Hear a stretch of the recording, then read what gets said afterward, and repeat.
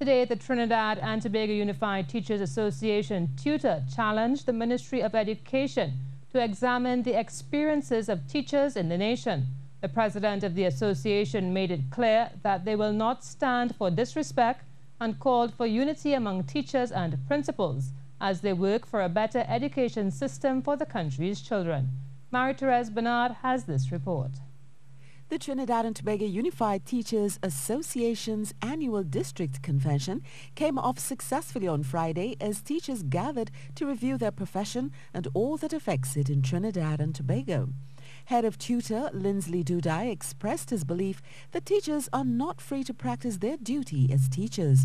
He said they have to contend with 6 factors that truly hamper their professionalism. 1. Rampant student indiscipline. 2. Poor physical conditions of our nation's schools. 3. Parental issues. 4. Overcrowded curriculum. 5. Lack of resources. And 6. Human resource and pecuniary issues. He noted that according to UNESCO ILO recommendations, teachers should be allowed to make contributions to policy for education. This recommendation further pointed out that the key is for teachers and their unions to be directly involved in developing policy in education, including being consulted on education reforms and spending plans.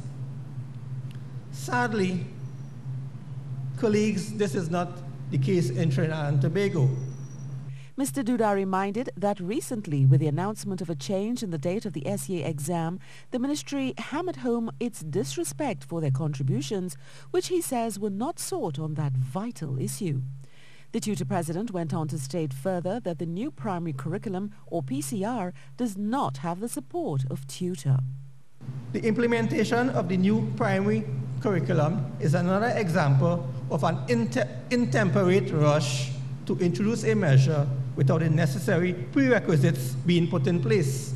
TTUTA cannot lend its support for the implementation of the new primary curriculum now, as our members are suffering every day in their attempts to implement it.